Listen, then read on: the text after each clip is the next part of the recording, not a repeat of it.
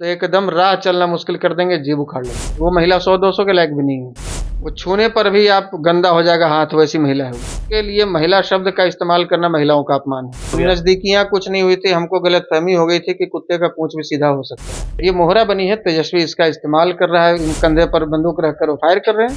कि महिला और हिजड़ा के चैलेंज पर हम जाके क्या करेंगे? या उस जिसको नेता मानती है उसका नेता हमको चैलेंज करे। पासवान समाज से अपील करेंगे कि इस तरह के बदचलन औरतों को अपने समाज से बहिष्कृत कीजिए। इसको बिल्कुल ठीक करेंगे, एकदम ऐसे ठीक करेंगे कि दोबारा इसका जवान ब्रह्मेश्वर मुखिया शब्द बोलने से पहले 20 बार सोचेगी। कि जिसको संविधान ने कोर्ट से बरी कर दिया, बाइज्जत बरी किया, उसको ये लोग हत्यारा कह रहे हैं। और जिसको देश का संविधान, सर्वोच्च संविधान सुप्रीम कोर्ट ने चारा चोर घोषित किया, उसका जिंदाबाद कर रहे हैं। तुम्हारी हिम्मत तो इतनी ही है कि एक ही दिन के रिलाई में तुरंत थाना पहुंच गई और सब पूरे आरजेडी की आईटी टीम को लगवा दी।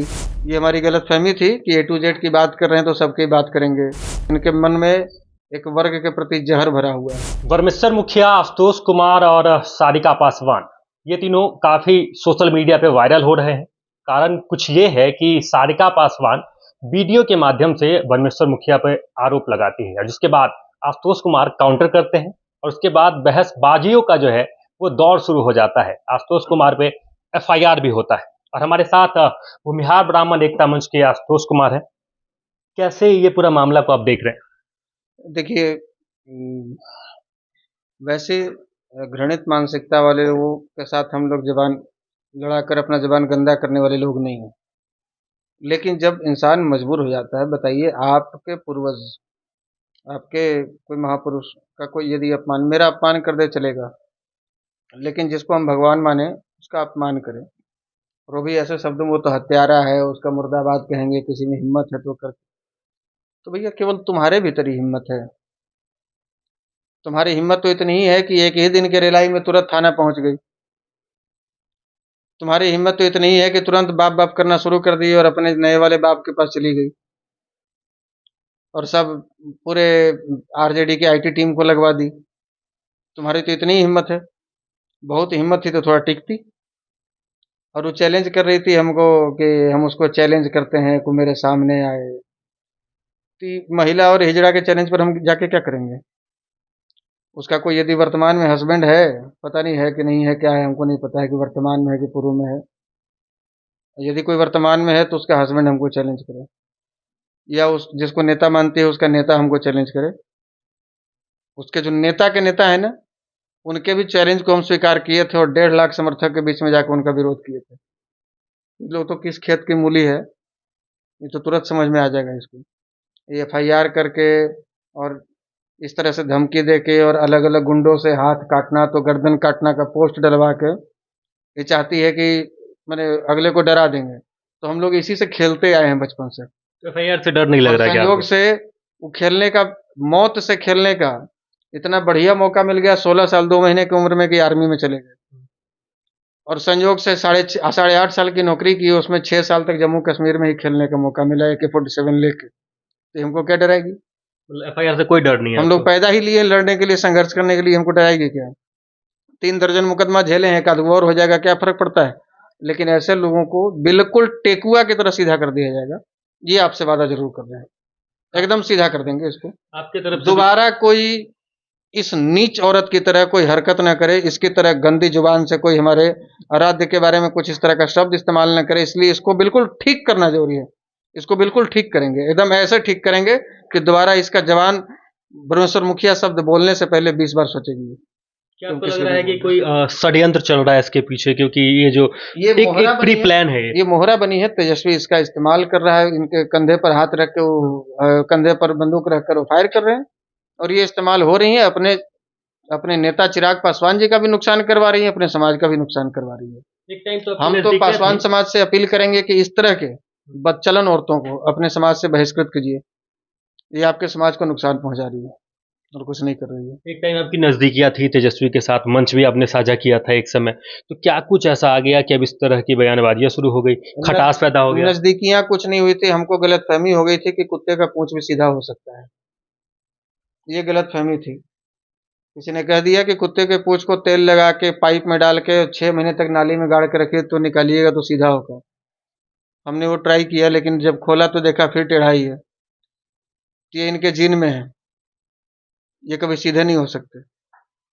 ये हमारी गलतफहमी थी कि A to Z की बात कर रहे हैं तो सबकी बात करेंगे, ये कह रहे हैं कि हम सम्मान देंगे, लेकिन ये गलतफहमी थी। इनके मन में एक वर्ग के प्रति जहर भरा हुआ है और वो जब तक बढ़िया से निकल नहीं जाएगा तब तक ये ठीक नहीं होंगे। और इस बार चुनाव से पहले पूरे बिहार में घूम घूम कर इनका जहरे निकालने का काम करेंगे हम। जितने भी पिछड़ों पर, दलितों पर जो इनके गुंडे अत्याचार किए हैं, वो सब रिकॉर्ड पूरे बिहार से हम लोग मंगवा रहे हैं और रोज अपने सोशल मीडिया अकाउंट से डालेंगे, लोगों से डलवाएंगे और दलितों पिछड़ों के गांव में घूम घूम कर उनको बताएंगे कि देखिए इनके गुंडे कैसे आपके साथ अत्याचार करते हैं और कहते हैं कि ये सामंती हैं और ये शोषक हैं। बताइए आपका शोषण किसने किया है? पूरे बिहार के अलग अलग थानों से और अलग अलग कोर्ट से वो लिस्ट निकलवाएंगे जितने दलितों और पिछड़ों पर अत्याचार हुआ है और उसमें दिखाएंगे कि देखिए किस कौन सी जाति के लोगों और कौन सी पार्टी के लोगों ने आपके ऊपर अत्याचार किया है। ये अपने आप को शुभचिंतक बोलते हैं, ये अपने आप को दलित हितैषी बोलते हैं। हितैषी तो बताते हैं अपने आप को। हाँ, तो जरा एक रात गुजार के दिखाए ना उस सुअर के बाड़ा में तो समझ जाएंगे। जरा फुटपाथ पे रात गुजार के दिखाएं, किसी ठेला रिक्शा चलाने वाले के यहाँ रात गुजार के दिखाएं, उसके साथ भोजन करके दिखाएं। चांदी के प्लेट में सोना के चम्मच से भोजन करना है, एसी कमरा में रहना है, एसी ऑफिस, एसी गाड़ी और हेलीकॉप्टर से उड़ना है और हो गए दलित चिंतक। अपने आप को अम्बेडकरवादी और आपको मनुवादी बताते हैं। हाँ, तो अम्बेडकरवादी हैं, इसीलिए तो जिसको सुप्रीम कोर्ट ने बरी कर दिया उसी अम्बेडकर जी के लिखे द्वारा संविधान का हम हवाला दे रहे हैं कि जिसको संविधान ने कोर्ट से बरी कर दिया, बाइज्जत बरी किया, उसको ये लोग हत्यारा कह रहे हैं। और जिसको देश का संविधान, सर्वोच्च संविधान सुप्रीम कोर्ट ने चारा चोर घोषित किया, उसका जिंदाबाद कर रहे हैं।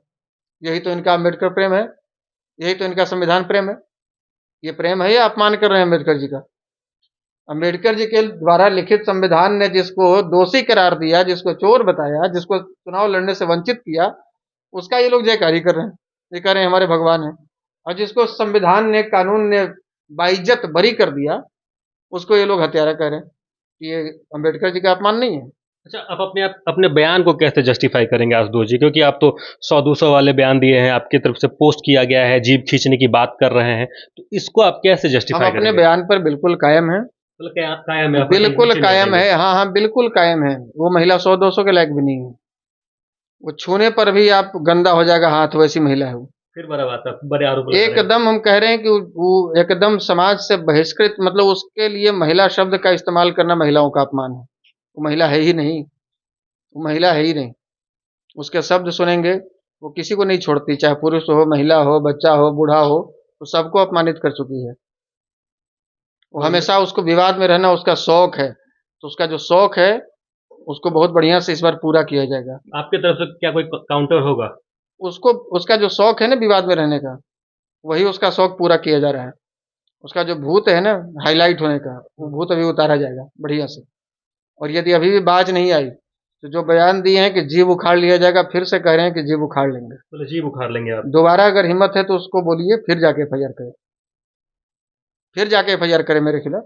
यदि हिम्मत है तो करके दिखाए, जाए करे।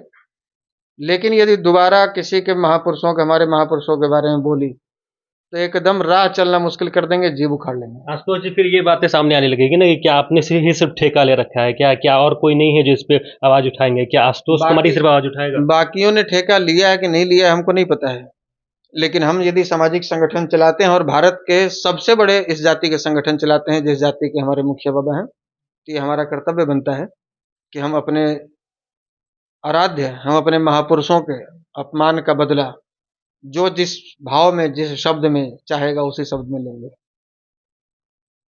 और ये हमारा कर्तव्य बनता है, ये सबका कर्तव्य बनता है। अब बाकी जिसको टिकट चाहिए, जिसको मंत्रालय चाहिए, वो चुप है तो चुप रहे।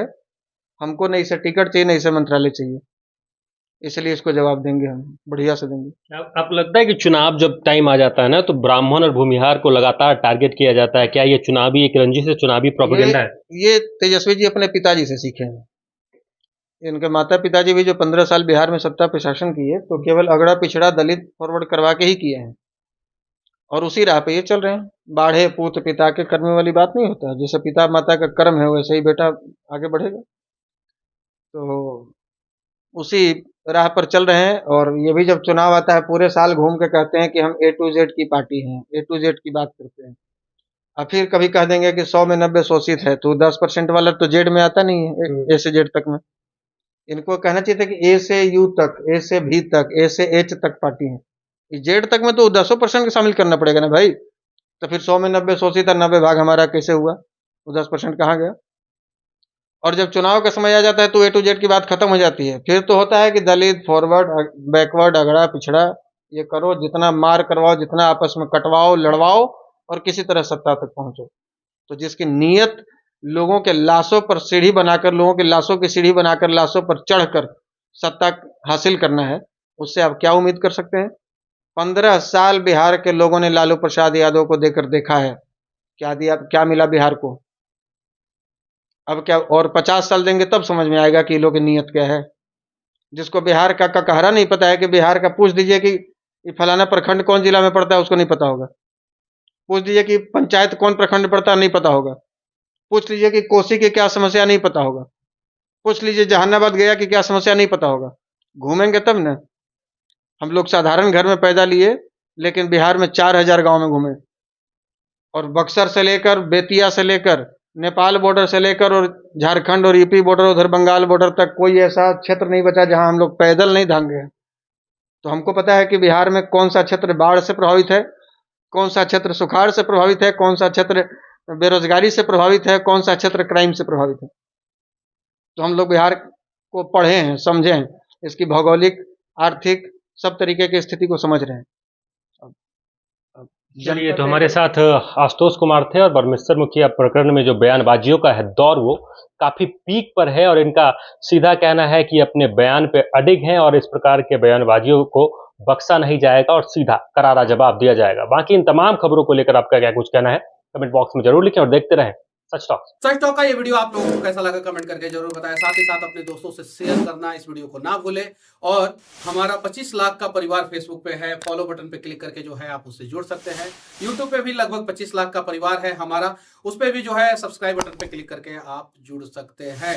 साथ ही साथ इंस्टाग्राम और ट्विटर पे भी जो है आप फॉलो करना ना भूलें, तब जाके जो है आपको वीडियो का नोटिफिकेशन सबसे पहले मिलेगा। जय हिंद।